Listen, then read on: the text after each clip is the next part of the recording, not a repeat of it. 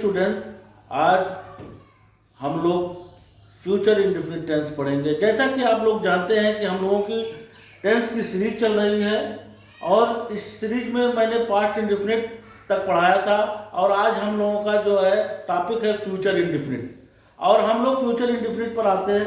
जैसा कि आप लोग जानते हैं कि फ्यूचर का मतलब होता है भविष्य, यानी आने वाला काल, जिसके बारे में हमको कुछ पता नहीं है। भविष्य की बात जो है किसी को पता नहीं है, उसी भविष्य के बारे में हमें आज अंग्रेजी में जो है उसको किस तरीके से हम एनालिसिस करेंगे, जो उसका पहला टेंस है फ्यूचर इंडेफिनिट, हम उसको आज पढ़ेंगे। सर्वप्रथम हम हिंदी वाक्यों को देखते हैं तो इनके अंत में गा, गी, गे जैसे शब्द आते हैं, यानी कि जिन वाक्यों के अंत में गा, गी, गे जैसे शब्द मिलेंगे हम उसको फ्यूचर इंडेफिनिट टेंस में कंसीडर करेंगे। और जब हम इसको जो है जब देखते हैं कि जब इसको अफर्मेटिव का स्ट्रक्चर देखते हैं तो सबसे पहले जैसे हमेशा जो है हर टेंस में सब्जेक्ट आता है, इसमें भी सबसे पहले सब्जेक्ट आएगा, उसके बाद हम विल या शैल का प्रयोग करेंगे और वर्ब की फर्स्ट फॉर्म उसके बाद आएगी और उसके बाद ऑब्जेक्ट लास्ट में फुल स्टॉप। इस तरह जो है हमारा जो है स्ट्रक्चर पूरा होता है।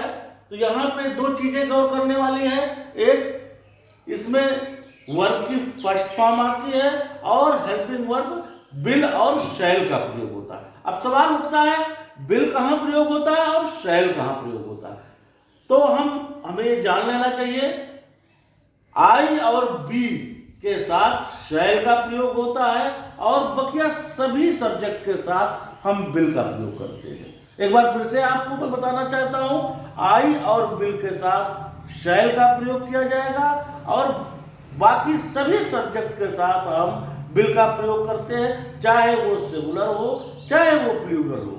इसके बाद हम लोग एग्जाम्पल पर आते हैं। एक एग्जाम्पल है हम मैच खेलेंगे, तो यहाँ सबसे पहले हम देखते हैं कि हमारा सब्जेक्ट क्या है। तो अगर सब्जेक्ट हमको पता करना है तो हम जो है सेंटेंस से कौन का सवाल करेंगे, कौन का प्रश्न पूछेंगे, कौन मैच खेलेंगे, तो हमको जवाब मिलता है हम।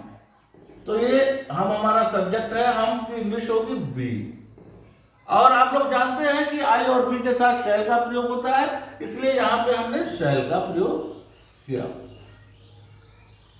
और आप जानते हैं कि जो है वर्ब की फर्स्ट फॉर्म आती है तो प्ले जो है खेलने की इंग्लिश है और ये मैच इसका ऑब्जेक्ट है। इस तरह हमारा वाक्य बन के आता है बी शैल प्ले ये मैच।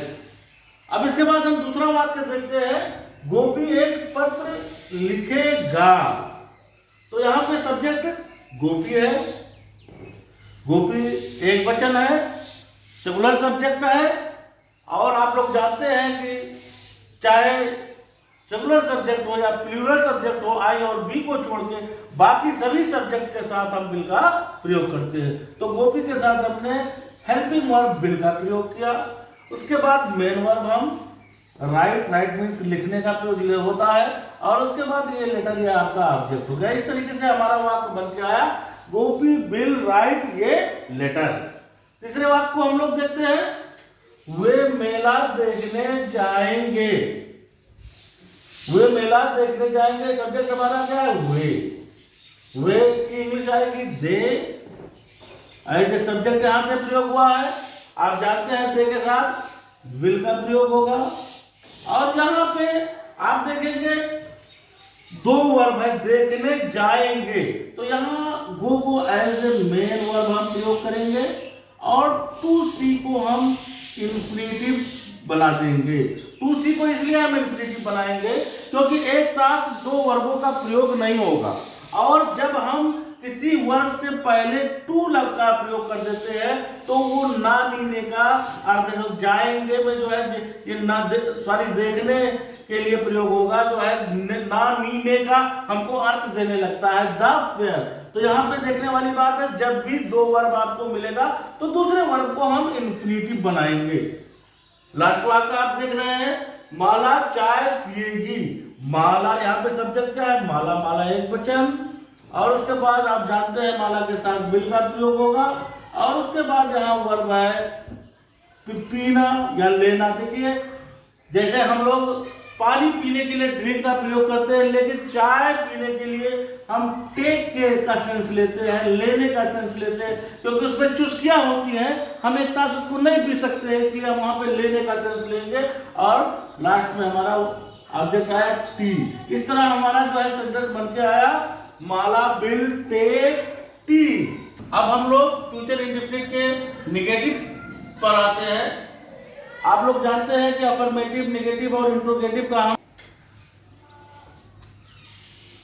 जिस तरीके से अफर्मेटिव होता है उसी तरीके से नेगेटिव भी होता है। इसमें हिंदी वाक्यों में नहीं का प्रयोग होता है, जैसे वो फुटबॉल नहीं खेलेगा, मैं झूठ नहीं बोलूंगा, इस तरह के वाक्य आपको मिलेंगे। स्ट्रक्चर इसका हम लोग देखते हैं। सबसे पहले सब्जेक्ट आता है, सब्जेक्ट के बाद विल या शैल, और उसके बाद नॉट, वर्ब की फर्स्ट फॉर्म और ऑब्जेक्ट। अब हम लोग कुछ वाक्यों को देखते हैं। तुम गरीबों की सहायता नहीं करोगे, तो यहां सब्जेक्ट हमारा तुम है, तुम की अंग्रेजी यू, यू के साथ हम बिल का प्रयोग करते हैं, हेल्पिंग वर्ब बिल का प्रयोग करते हैं, और उसके बाद हेल्पिंग वर्ब के तुरंत बाद हम नॉट का प्रयोग करते हैं। उसके बाद मेन वर्ब, यहाँ पे सहायता की अंग्रेजी जो है हेल्प होगी, और किसकी सहायता हो रही है, पुअर्स की होती है, ऑब्जेक्ट हो जाएगा। इस तरीके से हमारा वाक्य बन के आएगा you will not help the poor.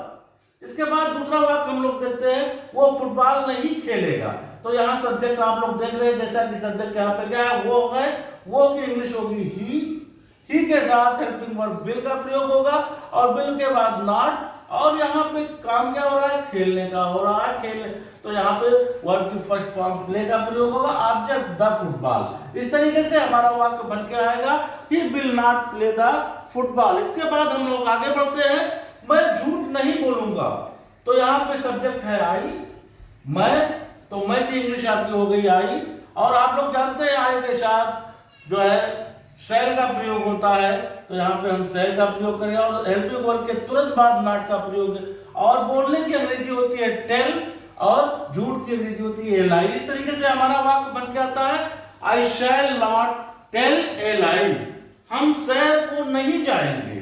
तो यहाँ पे हम लोग वाक्य देख रहे हैं कि इसका सब्जेक्ट है हम, तो हम की अंग्रेजी होगी बी, और इसके बाद आप जानते हैं बी के साथ शैल का प्रयोग होगा, और हेल्पिंग वर्ब के बाद तुरंत नॉट का प्रयोग होता है, और जाने की अंग्रेजी यहाँ पर गो आएगी। इसके बाद हमारा जो है क्या किस लिए जा रहे हैं, वाक के लिए, फॉर वाक। इस तरह हमारा वाक्य बन के आएगा we shall not go for walk, मैं उसे नहीं बोलूंगा। अगला जो हमारा एग्जांपल है, मैं उसे नहीं बोलूंगा, तो यहाँ पे सब्जेक्ट आप देख रहे हैं कि मैं है, मैं की इंग्लिश आई, आई के साथ शैल का प्रयोग, और शैल के बाद जो है तुरंत आपको नॉट लगाना है, और भूलने का वर्ब जो है वो फॉरगेट है, और किसको नहीं भूलेगा, उसे, यानी कि यहाँ पे हमको हिम का प्रयोग करना है। इस तरीके से हमारा निगेटिव पूरा होता है। डियर स्टूडेंट, अब हम लोग फ्यूचर इंडेफिनिट टेंस के इंट्रोगेटिव पर पहुंच चुके हैं। हम लोग इंट्रोगेटिव यानी कि प्रश्नवाचक वाक्य, जिसमें कोई प्रश्न पूछा जाए या कोई जांच की जाए, ऐसे वाक्यों को प्रश्नवाचक कहते हैं। तो हम ऐसे वाक्यों को देखते हैं, तो हम लोग देखते हैं कि विल और शैल को हम उसमें पहले सहायक क्रिया को ले आते हैं, और उसके बाद सब्जेक्ट लिखते हैं, तो वर्ब की फर्स्ट फॉर्म, और उसके बाद ऑब्जेक्ट, एंड लास्ट में साइन ऑफ इंट्रोगेशन।